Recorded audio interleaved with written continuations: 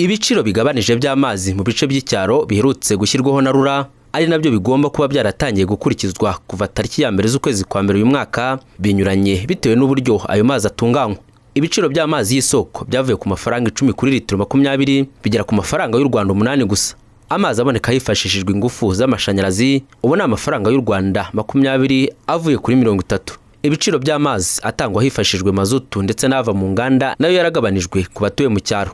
Iri gabanuka ry'ibiciro by'amazi mu cyaro rivuzwe nyamara hari hakiri abishyiriraho ibiciro by'amazi bakanayagurisha uko biboneye. RURA ivuga ko aba bateganijwe ibihano birimo no kuba bahagarikirwa ubucuruzi bwabo. Benjamin Rutimirwa ashinzwe kugenzura ibikorwa by'ubucuruzi muri RURA. Ibyemezo cya mbere ni ukumuhugura, ni ukumwandikira, ni ukumuhamagara tukamubwira ati ibi bakoze ntabwo ari byo, bikosora, dore ko igomba gukorwa n'iki. Mu gihe atabyumvise agakomeza kujya muri ya makosa ubufatanye bw'inzego zitandukanye za leta arabihanirwa. Hariho igihano nabyo bigenda bikurikirana, ari uko abanza ngo hari amande acibwa kandi akomeje gusubira muri aya makosa, hari no kwamburwa, hari aho bigera akazamurwa n'uruhushya rwo kuba yatanga serivisi. Usibye ko ibyo bitarabaho, ubuyobozi bw'ikigo cy'igihugu gishinzwe amazi isuku n'isukura WASAC buvuga ko kuba kuri ubu imicungire y'amazi ihuriweho n'inzego za leta ndetse n'iz'abikorera ari intambwe yatewe mu micungire y'amazi by'umwihariko ku biciro.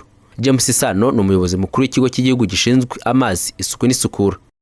Nta muri ucunga akarere monitoring biragorana, ariko noneho iyo habayeho division of labor akaro private operator ugurisha amazi ku giciro cyumvikanywe, mu by'ukuri bitanga noneho umusaruro mwiza cyane mu rwego rwo gukomeza gutanga serivisi nziza. Noneho twagize niyo board wash board, kuko iyo ireba amazi ariko ireba noneho n'ibikorwa by'isuku mu karere. Bari abagwimezo mirimo batanga serivisi za solid waste management cyangwa abakura imyanda mu ngo bajya kuzisukura nabyo barabikurikirana. So urumva ko tumaze gushyiraho framework igaragara.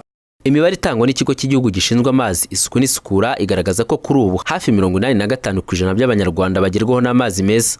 Gusa hari uduce two hirya no hino mu gihugu by'umwihariko two mu ntara y'Uburasirazuba na n'ubu tutarageramo amazi meza.